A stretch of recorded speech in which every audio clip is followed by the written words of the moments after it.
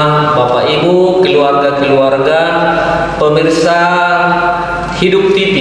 Selamat berjumpa dalam katekese bulan keluarga hari Rabu 23 Desember 2020. Di tengah-tengah kita telah hadir Monsinyur Cornelius Sipayung, Uskup Agung Medan, yang akan membawakan katekese bulan keluarga pada malam hari ini dengan tema keluarga benih ladang panggilan. Sebelumnya marilah kita awali katekese ini dengan doa pembukaan. Marilah kita berdoa. Dalam nama Bapa dan Putra dan Roh Kudus. Amin.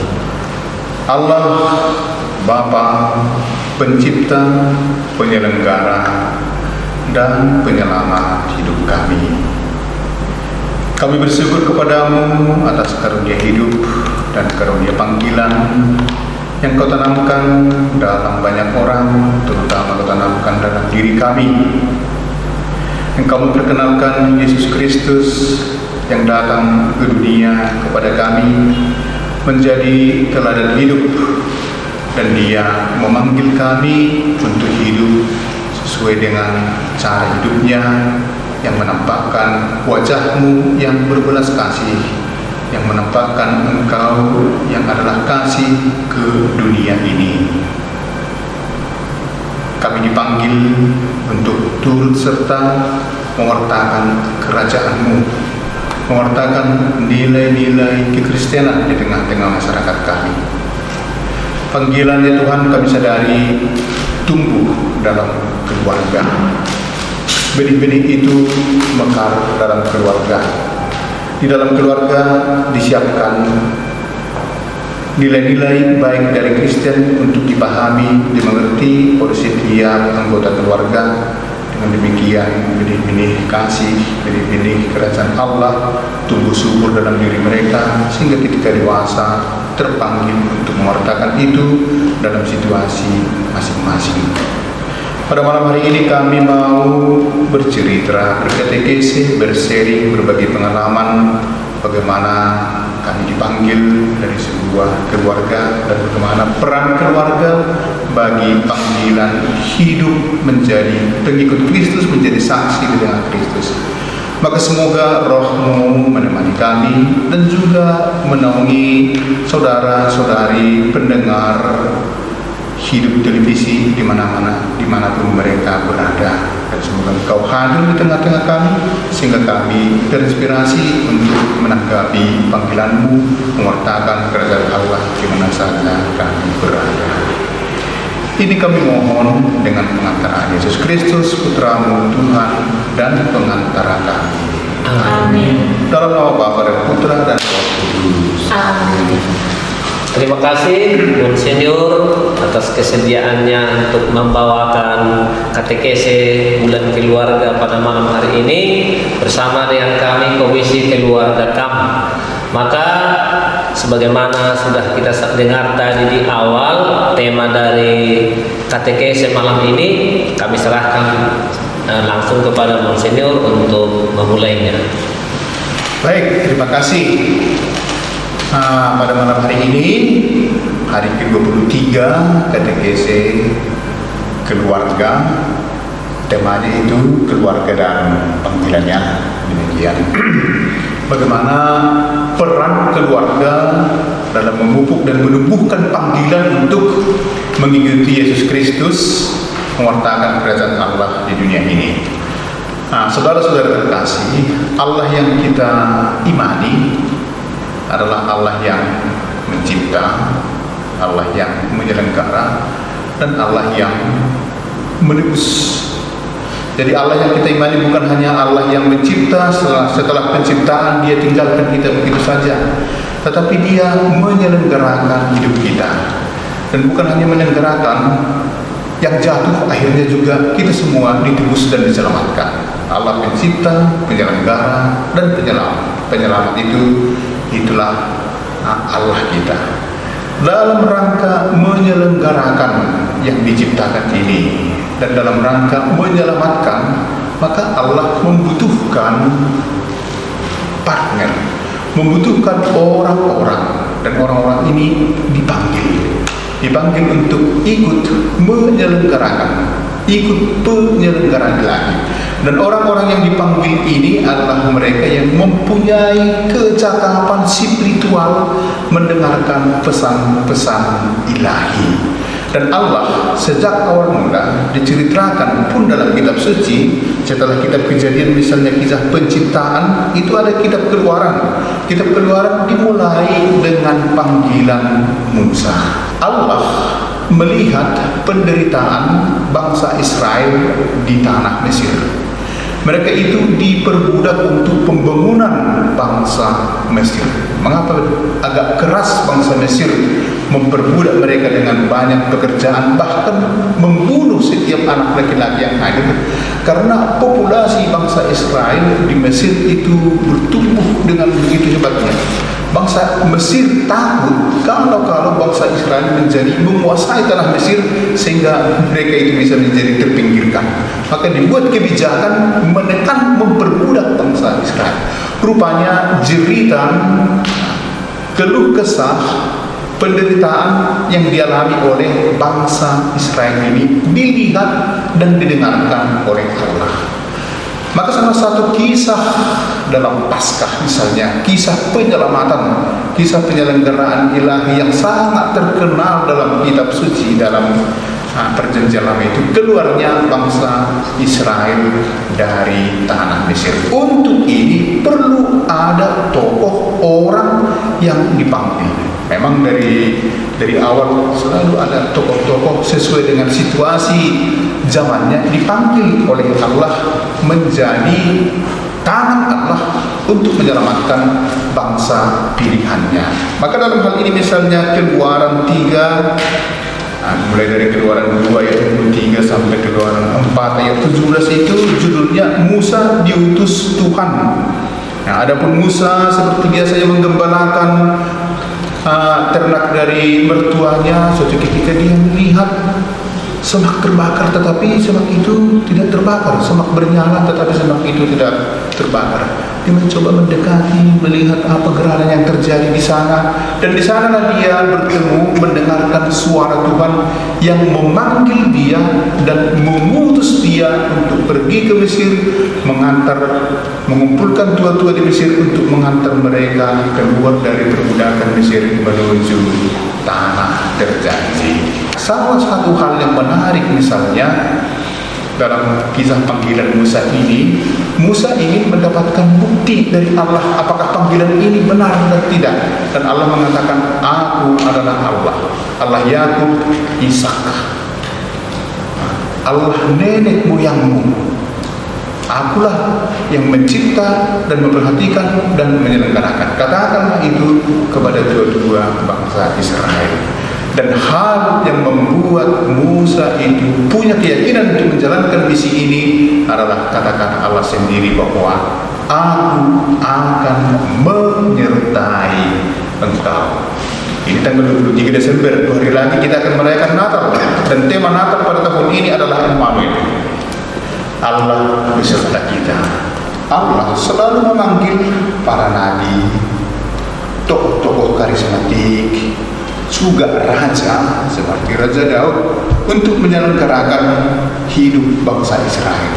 Allah kita bukan Allah yang menciptakan dan sesudah penciptaan ditinggalkan begitu saja, tetapi Allah yang mencipta dan kemudian menyelenggarakan. Dan dalam rangka penyelenggaraan inilah dia membutuhkan orang-orang, memanggil orang-orang yang diinginkannya, orang-orang yang dikehendakinya, orang-orang yang berkenan padanya. Dan siapa orang ini? Orang yang mempunyai kepekaan spiritual mendengarkan pesan Allah. Nanti dalam keluarga akan kita katakan bahwa tugas keluarga adalah mengasah kepekaan si anak untuk senantiasa mendengarkan pesan Allah. Nah, dalam perjanjian baru kita juga mendengarkan kisah panggilan ya. Yesus tidak dipanggil tetapi diutus. Nah, bedakan. Karena Yesus itu adalah manusiawi dan ilahi. Dia diutus oleh Bapa. Maka dalam kitab suci tak pernah dikatakan panggilan Yesus, tidak pernah.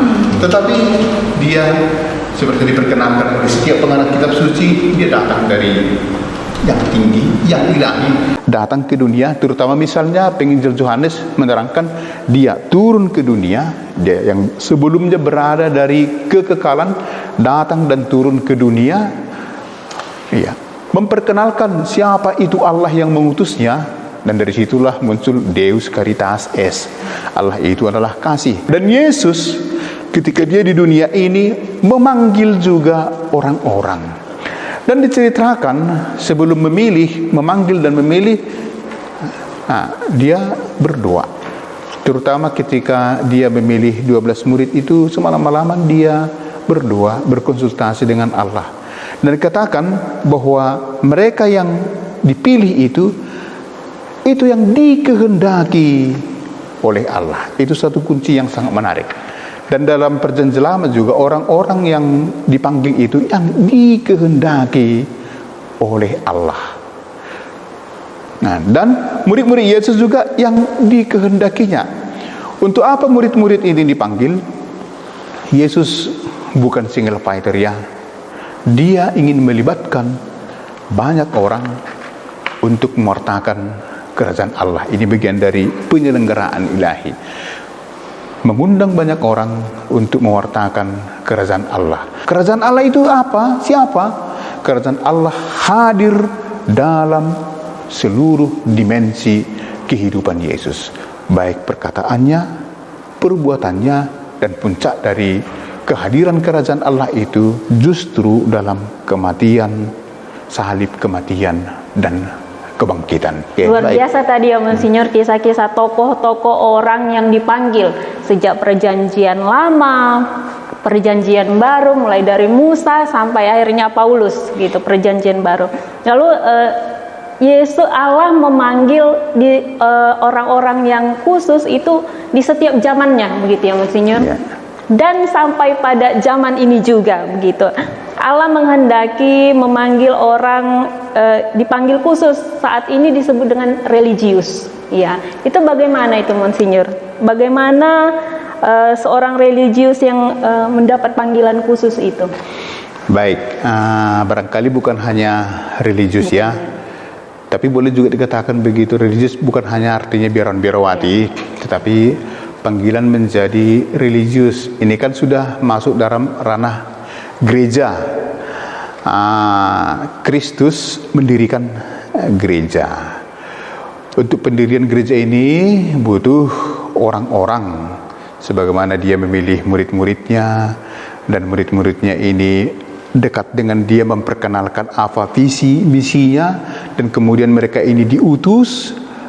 Terbentuklah sebuah komunitas. Misalnya kisah para rasul, di mana ada orang-orang yang sehati berkumpul bersama. Itu cikal bakal dari sebuah gereja. Makin bertambah orang-orang yang percaya kepada Allah dalam diri Yesus Kristus, maka semakin dibutuhkan banyak orang, banyak tenaga-tenaga untuk ikut serta, entah itu sebagai pewarta atau pelayan. Dulu lebih banyak sebagai yang melayani. Ada mimbar sabda, ada mimbar bagian sosial ekonomi itu untuk memperhatikan janda-janda, orang-orang miskin katanya. Makin berkembang makin dibutuhkan banyak orang-orang yang terpanggil. Tua-tua, para imam, sampai akhirnya dalam perkembangan zaman, karena semakin menyebar kekristenan dan konteksnya semakin beraneka ragam, kebutuhan semakin beraneka ragam dalam kehidupan menggereja, maka terpanggil juga orang-orang yang menjadi penyelenggara ilahi, menjadi orang yang membuat terjamin penyelenggaraan ilahi sesuai dengan konteks yang ada. Misalnya kelahiran tarekat-tarekat religius atau ordo itu selalu dipengaruhi oleh konteks. Fransiskan misalnya lahir dari situasi di mana orang-orang miskin tidak diperhatikan, sehingga para Fransiskan itu lebih pada option for the poor. Mereka memperhatikan orang-orang kusta, orang sakit, orang miskin. Yesuit misalnya lahir dari keprihatinan tentang pendidikan para imam yang kurang diperhatikan, sama dengan Don Bosco misalnya. Maka mereka ini mengupayakan pendidikan. Ini panggilan. Jadi panggilan ini penyelenggaraan ilahi yang beraneka ragam ini dengan persoalan yang beraneka ragam. Roh Kudus memanggil banyak orang untuk memberikan solusi, jalan keluar dari permasalahan yang dihadapi oleh dunia yang beraneka ragam. Ini panggilan Tuhan juga. Misalnya para tarekat-tarekat, pemimpin tarekat-tarekat religius, pemimpin ordo atau pendirinya itu kan yang dipanggil oleh Allah. Dan mereka ini mempunyai kepekaan spiritual yang tajam, mendengarkan sabda Allah dan mau melaksanakan sesuatu berdasarkan konteks yang mereka lihat dalam dunia. Dari situlah panggilan kaum religius, para imam di dunia ini. Kira-kira apa pengaruh dari suasana kehidupan keluarga bagi panggilan menjadi imam, menjadi religius dalam gereja?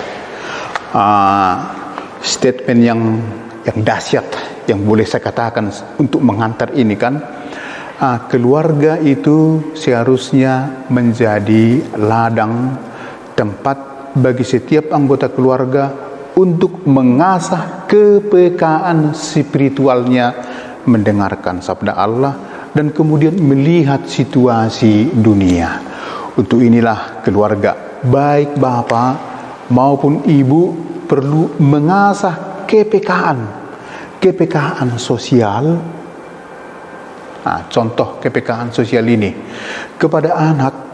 Kalau melihat anak yang lain berkekurangan, orang tua seharusnya mau mengatakan, berikanlah dulu apa yang sedikit yang kau punya kepada si anak itu. Dia tidak punya, kasihkan dia. Dia juga lapar loh, seperti kamu menginginkan makanan, kasih dulu. Sikap-sikap seperti ini supaya dia mempunyai empati harus ditanamkan oleh orang tua.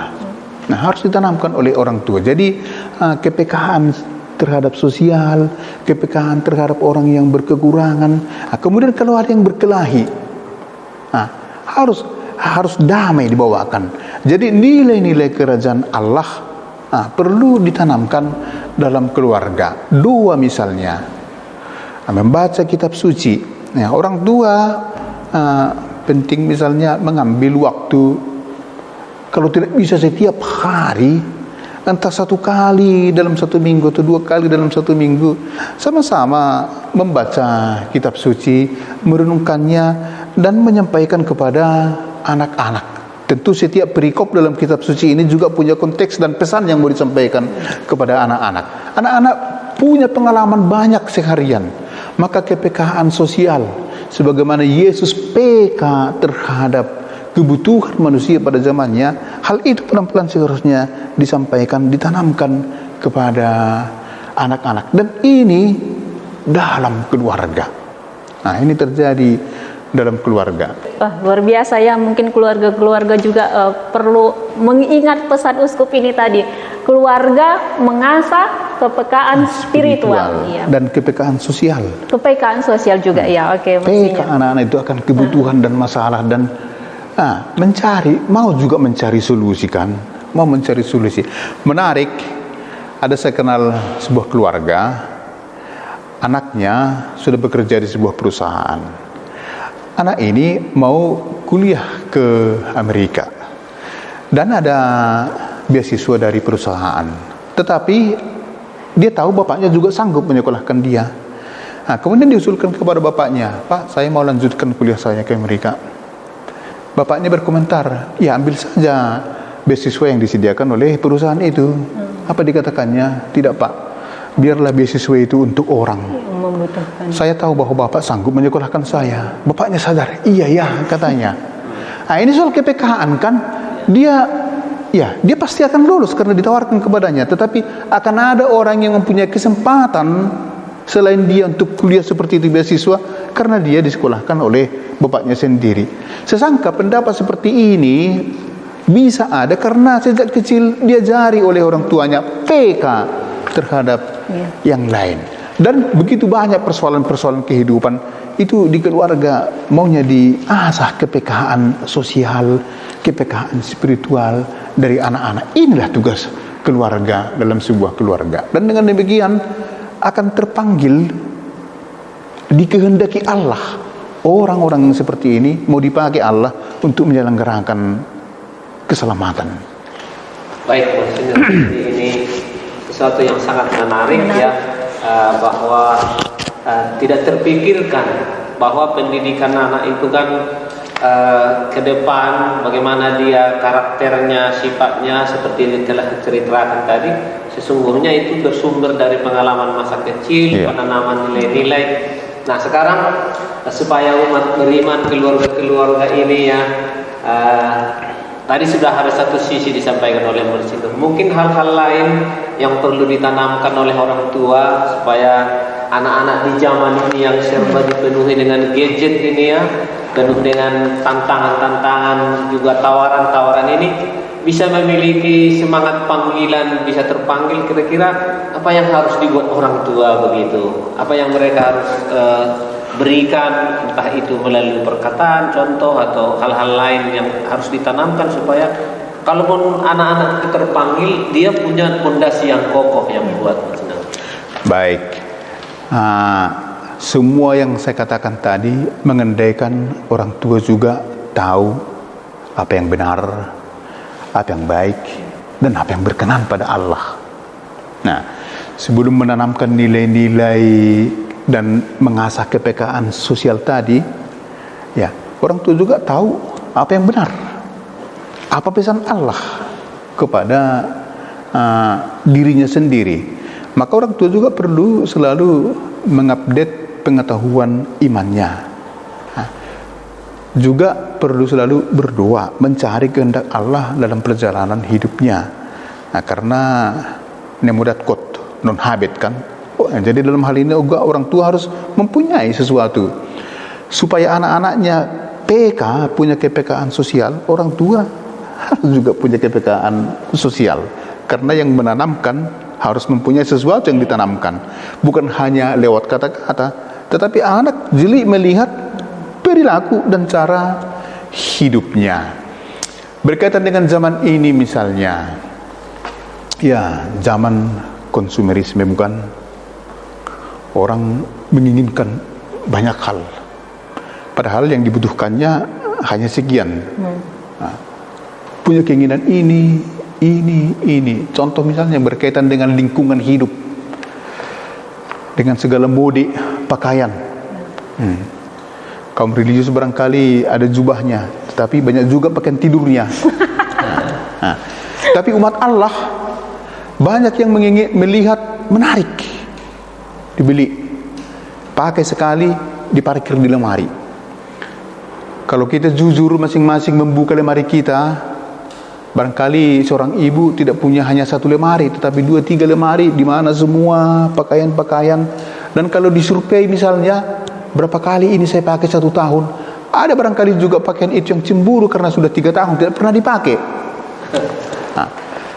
Ini konsumerisme. Dari mana datang pakaian ini, saudara-saudari? Dulu segala pakaian itu dari kapas kan, dan dari bulu domba. Tapi sekarang dari pohon, kayu, rayon.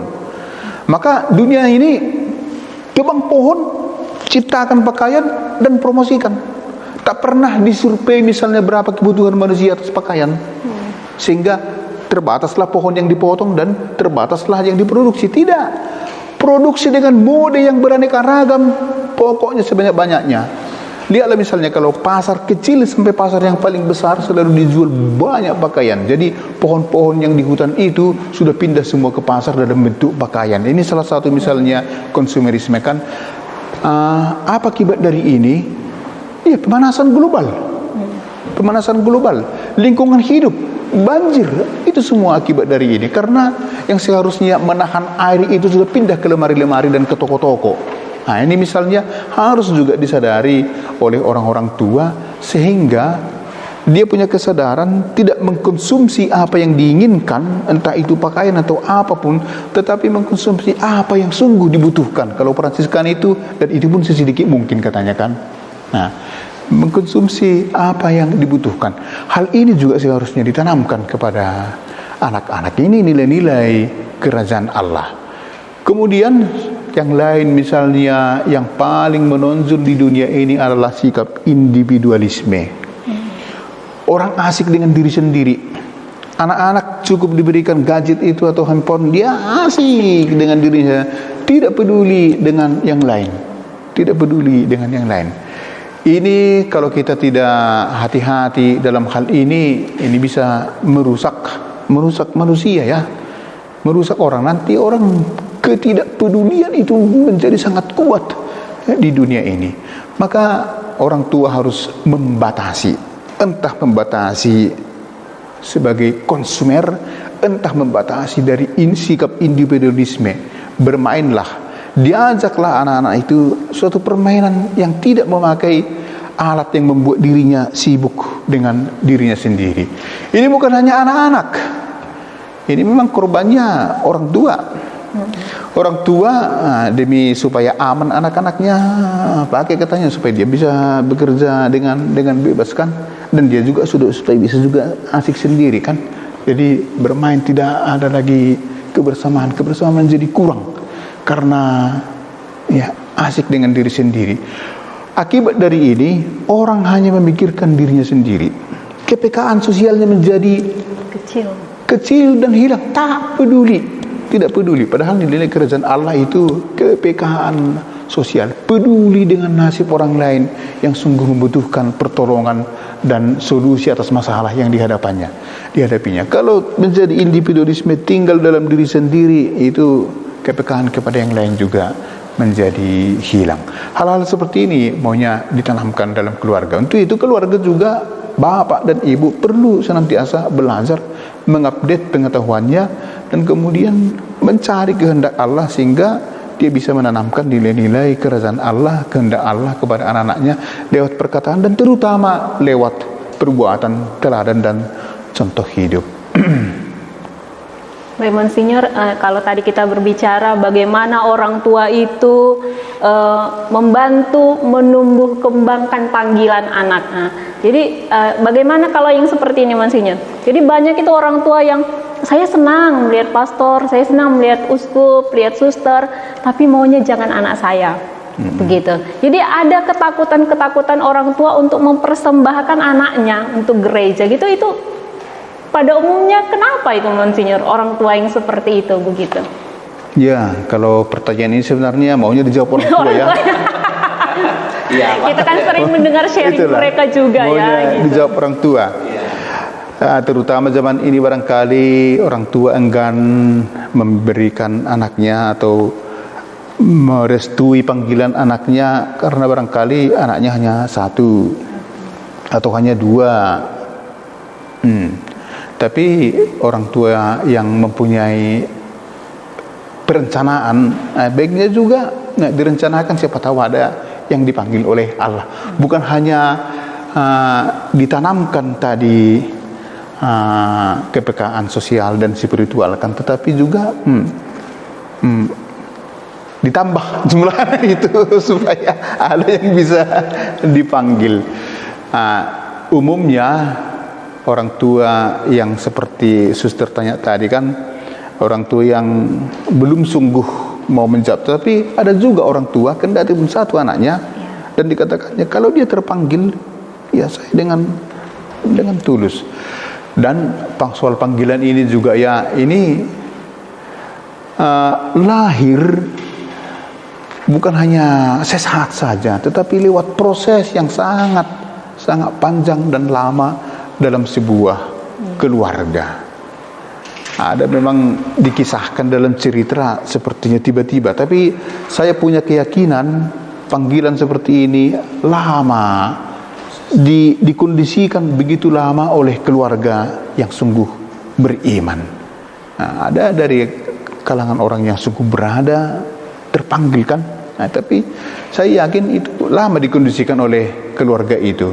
entah mereka menjadi keluarga yang berdoa, keluarga yang menganut dengan baik nilai-nilai kerajaan Allah, ditanamkan kepada mereka, diasah kepekaan sosial dari anak-anak itu supaya tanggap, berempati, dan diasah juga kepekaan spiritualnya. Dari situlah muncul panggilan yang seperti ini. Baik, Monsinyur. Tadi kita sudah mendengar ya bagaimana di tengah-tengah keluarga harus secara khusus tadi selalu ditekankan oleh Monsinyur kepekaan sosial, kepekaan spiritual yang menjadi dasar memang untuk ini. Nah, sekarang banyak orang yang dipanggil, sedikit yang dipilih, kan begitu kan. Kadang-kadang itu bisa bersumber dari orang pribadi itu tersendiri, yang orang yang dipanggil, tapi bisa juga dalam hal ya katekese bulan kitab suci ini mengenai keluarga, dari keluarga sendiri. Nah, kira-kira apa yang harus ya dilakukan, dibuat oleh keluarga untuk mendukung mereka yang sudah terpanggil, tadi masih proses dalam terpanggil ya, dan juga yang sudah dalam perutusan begitulah ya, seperti Monsinyur, saya dengan suster, kita sekarang sudah berkarya lah bagi gereja ini. Lalu apa yang kiranya bisa menjadi dorongan bagi keluarga supaya kita berhasil berbuah, memberikan juga sumbangsi bagi gereja dan masyarakat? Sikap yang bagaimana, perilaku yang bagaimana seharusnya dimiliki oleh sebuah keluarga, dari mana berasal orang-orang yang terpanggil itu sehingga panggilan mereka tetap teguh, kira-kira begitu inti pertanyaannya kan. Kalau mau dicari dasar biblisnya, pernah ada orang datang kepada Yesus, "Aku mau mengikuti engkau kemana saja engkau pergi." Apa jawaban Yesus? Serigala punya liang, burung punya sang, tetapi anak manusia tidak mempunyai tempat untuk meletakkan kepala. Bagi orang-orang yang dipanggil, Yesus mau mengatakan bahwa dengan dipanggil mewartakan kerajaan Allah, ikut dalam perjuangan Yesus, tidak dijanjikan yang duniawi, tidak dijanjikan uang, tidak dijanjikan emas, tidak dijanjikan harta benda, tidak dijanjikan itu posisi, tidak dijanjikan jabatan. Kita dipanggil bukan untuk sukses, tetapi dipanggil untuk setia. Dipanggil untuk setia kita ini. Maka orang tua, ini ada kaitannya dengan orang tua ya. Orang tua jangan lagi mengharapkan kesuksesan anak-anaknya, entah itu jabatannya sebagai pastor kepala, sebagai uskup. Jangan lagi diharapkan seperti itu. Bukan itu yang dicari oleh apa. Jangan lagi diharapkan anak-anak membawa sesuatu, oleh-oleh atau pakaian ini. Jangan lagi diharapkan itu. Biarkan dia seperti yang dianjurkan oleh Yesus. Anak manusia tidak mempunyai tempat untuk meletakkan kepala. Hal yang seharusnya dibutuhkan juga tidak dimiliki oleh Yesus. Hal yang harusnya ada untuk hidup juga bahkan tidak dimiliki oleh Yesus. Biarlah orang tua tega melihat anaknya yang terpanggil ini dengan cara begitu. Itu menurut pendapat saya. Kemudian ada 3 itu orang datang kepada Yesus kan. Yang kedua itu Yesus memanggil, "Kau ikuti saya," katanya. Apa katanya? "Biar dulu saya merawat orang tua saya. Saya mempunyai bapak yang sudah tua. Nanti kalau sudah meninggal, ya aku akan datang mengikuti engkau." Ini menurut Yesus orang yang mendua hati. Jangan mendua hati untuk mengikuti atau mewartakan kerajaan Allah. Atau anggota keluarga yang lahir dari keluarga kita, terdukung mereka dalam mewartakan. Dan untuk itu pesan yang disampaikan oleh Yesus kepada orang yang dipanggil atau yang menawarkan diri itu bisa disampaikan oleh orang tua kepada anggota keluarganya yang terpanggil mengikuti jejak Yesus Kristus. Sesangka itu peran keluarga dalam mendukung panggilan orang-orang yang terpanggil. Baik, memang tadi sudah disampaikan oleh Monsinyur ya. Tapi di sisi lain saya kira perlu juga teladan hidup mereka. Benar. Hidup yang baik di tengah-tengah masyarakat Iya. itu juga menjadi kekuatan bagi para religius, Iya, para benar. imam yang terpanggil. Itu sangat benar.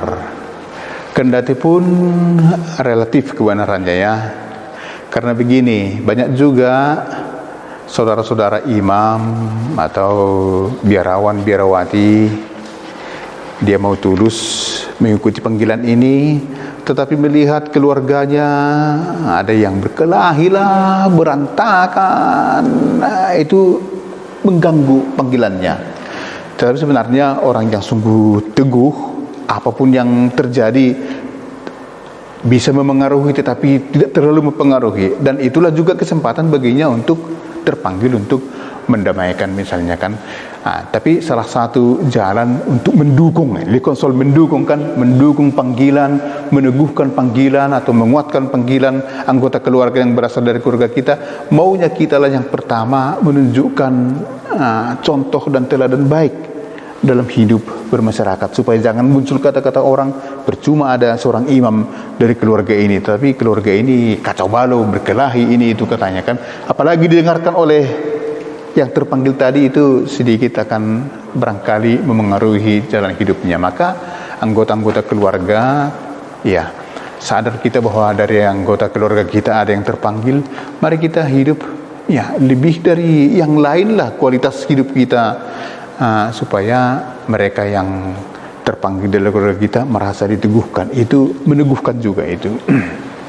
Bagaimana kita itu menyadarkan keluarga bahwa anggota keluarga yang terpanggil itu adalah sebuah berkat, sebuah hadiah yang dipersembahkan untuk Allah begitu. Bagaimana cara kita menyadarkan mereka ini, Ustaz?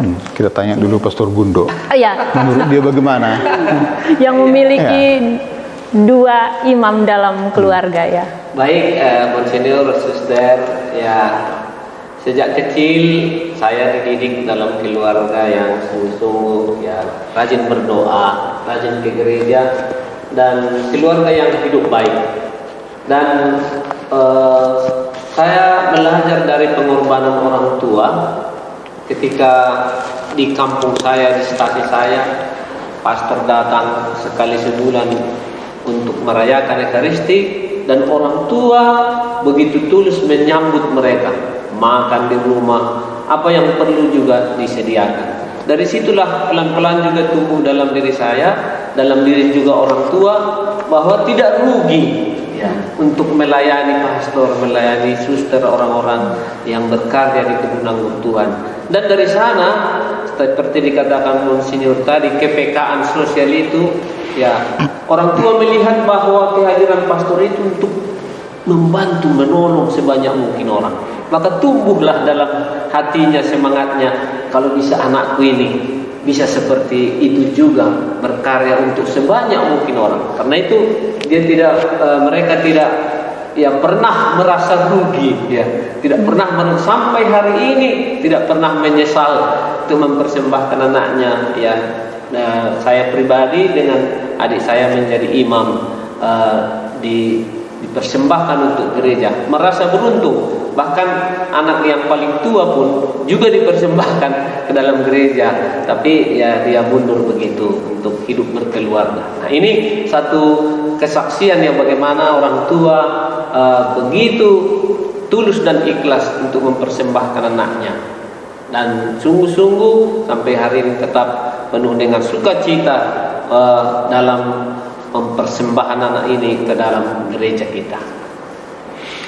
Baik, Suster. Jadi pesan Yesus kepada orang yang mau mengikuti dia itu, ada 3 orang datang gitu kan. Pertama, saya mengikutimu. Yang 2 terakhir itu, ayo ikuti saya katanya. Pesannya bukan hanya kepada orang yang terpanggil, tetapi juga kepada orang-orang tua. Nah, orang tua barangkali kecewa kalau dia mempunyai motivasi yang salah membiarkan anaknya kan. Kalau motivasinya supaya anakku ini sukses, supaya anakku ini punya jabatan ini, nah itu akan kecewa dia. Tetapi kalau dia mempunyai motivasi yang sungguh benar, ini pengorbanan, pemberian diri bagi kerajaan Allah, sebagaimana Yesus akhirnya wafat, ya itu tidak merugikan, itu membahagiakan, sangat membahagiakan. Dan hal seperti inilah selalu terungkap dari bapak saya. Dia tak pernah mengharapkan entah apapun, bahkan yang lebih dahsyat, saya marahi pun dia tetap saja mengasihi dan mencintai saya karena saya menjadi seorang pelayan, tak pernah harapkan apa-apa. Nah, kalau saya pulang selalu disediakan oleh-oleh ini itu untuk dibawa. Itu selalu berusaha bawa ini. Dulu waktu prater pun saya, waktu pastor, dikasih juga ongkos saya pulang kalau ya. Jadi hal seperti ini kan, dan karena dia tahu ini adalah persembahan kepada Allah untuk mewartakan kerajaan Allah. Jadi orang tua juga perlu dimurnikan, keluarga perlu dimurnikan motivasinya dalam berhadapan dengan anggota yang terpanggil dari antara keluarga. Jadi Bapak Ibu, luar biasa berkat yang diterima oleh keluarga jika mempersembahkan anaknya untuk menjadi seorang pastor, suster, frater, bruder. Jadi tadi itu ya percayalah pada sharing kami begitu. Jadi banyak sekali berkat yang diterima oleh keluarga. Jadi Bapak Ibu jangan takut untuk mempersembahkan anaknya kepada Tuhan. Jadi berkat yang paling besar kalau kita bisa memberi, bukan terutama kalau menerima. Ya. Coba renung-renungkan. Berkat yang paling besar kalau kita bisa memberi. Bukan terutama kalau bisa mendapat sesuatu kan. Jadi keluarga-keluarga berilah anggota keluarga kalau mau menjadi terpanggil, berilah. Itu berkat yang paling besar, memberi. Berarti kita mempunyai sesuatu kan. Yang diberi itu barangkali ada punya tapi merasa tidak punya apa-apa. Itu orang yang kurang terberkati. Yang lebih terberkati, entah sedikit pun yang ada dalam dirinya, yang paling kecil pun itu diberikannya. Memberi itu lebih terberkati daripada menerima. Baik, Bapak Ibu, keluarga-keluarga pemirsa Hidup TV, jangan kita ragu untuk mempersembahkan anak kita, jangan kita merasa rugi. Sebagaimana dalam Injil Yesus katakan, barang siapa mau mengikuti Yesus, memberi diri, tidak akan kehilangan, tetapi dapat berlimpah-limpah. 100 kali lipat saudara-saudari, 60 kali lipat keluarga yang baru, 30 kali lipat. Sungguh berlimpah-limpah berkat bagi mereka yang mau mengabdi kepada Tuhan. Terima kasih Monsinyur atas katekese kita malam hari ini. Semoga dengan katekese ini keluarga-keluarga semakin menyadari pentingnya peranan mereka dalam membangun kerajaan Allah dalam diri orang-orang yang terpanggil. Semoga mereka mempersiapkan juga anak-anak untuk ikut serta dalam panggilan Tuhan membangun kerajaannya.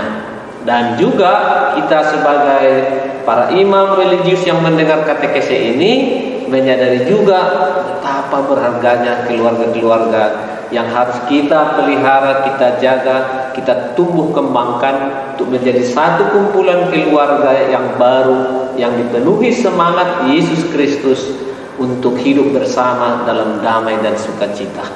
Terima kasih atas katekese ini para Monsinyur dan Suster atas sharing dan katekesenya. Sampai jumpa lagi lain kesempatan. Saya boleh pastikan bahwa panggilan hidup membiara dan sekarang menjadi pastor ini bagi saya bermula dari keluarga. Di sana saya menemukan, kalau mau kita katakan, bibit yang pelan-pelan bertumbuh sehingga akhirnya menjadi bagian dari keyakinan saya untuk meneruskan panggilan ini. Sejak kecil, spiritualitas atau hidup rohani keluarga itu sungguh-sungguh dibina oleh kedua orang tua saya. Setiap sore itu kami melangsungkan doa atau ibadat bersama di tengah keluarga sebelum makan malam. Uniknya, kalau kami belum beribadat, kami tidak boleh makan malam. Itulah tradisi yang ada di dalam keluarga sejak kecil. Mulai dari saya, lalu adik-adik saya juga berlaku tradisi itu. Yang membuat saya tertarik itu menjadi suster yang pertama, karena dari kecil kami semua aktif di gereja, dan setiap kali ada pertemuan-pertemuan sekolah minggu, pesta asmika, pesta ini, kami selalu ikut, dan saya selalu selalu menjadi dirigen di pertemuan itu. Saya selalu melihat pastor dan suster itu hidup mereka itu seperti bahagia sekali, sangat bahagia, ramah, menyapa ya, selalu bagaimana, dan saya suka dengan jubah mereka seperti itu. Dan inilah yang saya alami, dukungan-dukungan tidak langsung dari orang tua saya, saudara-saudari saya juga. Mereka dengan cara mereka menjaga sikap, berelasi dengan baik, itu dukungan yang berharga bagi saya. Jangan merasa rugi memberikan putra-putrinya untuk bekerja di ladang Tuhan. Mereka itu adalah perpanjangan tangan Tuhan. Bisa dikatakan mediator antara keluarga dengan Tuhan. Nah, itu keuntungannya. Di dalam kandungan anak pertama itu, hidup doa itu tetap menjadi keutamaan. Kalau terbentuk janin di dalam rahim istri saya, anak yang terbentuk itu sudah ikut bersama kami memuji, memuliakan Tuhan, membiasakan dia di dalam kandungan untuk bersukacita. Biar kemanapun nanti dia ditugaskan, tetaplah menjadi imam yang baik, bijak dalam pelayanan. Jadi satu hati berdoa untuk panggilannya, supaya ya cobaan, tantangan pasti ada.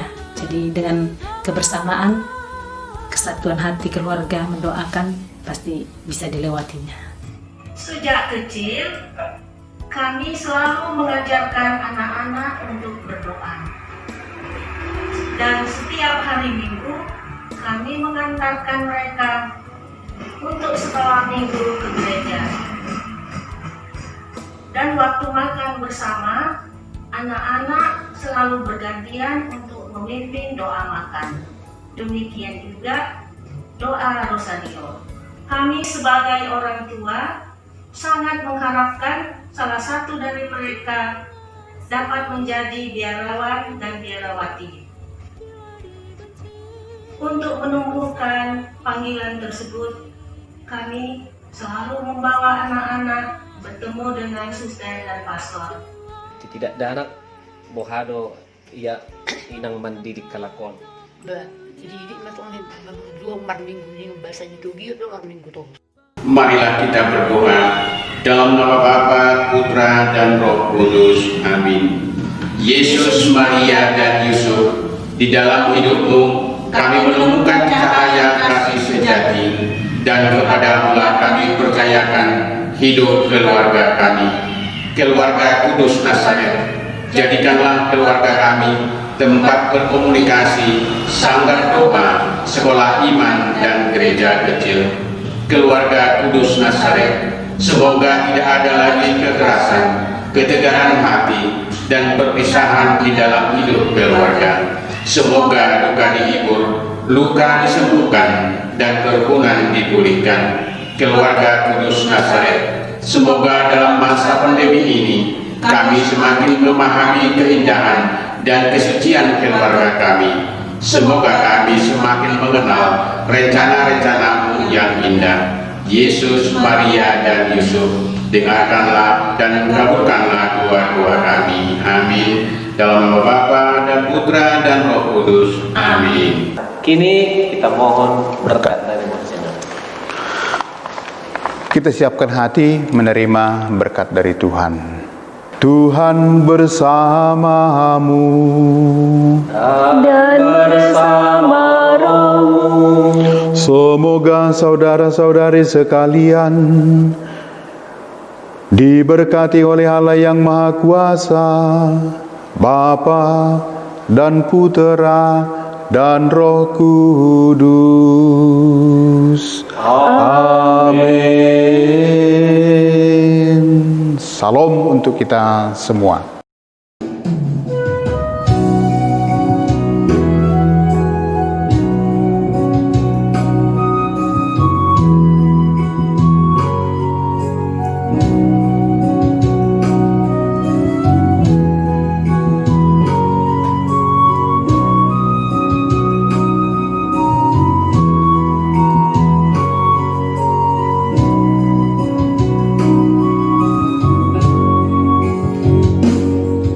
Dengar suara panggilanmu, ku bangkit dan menghampiri.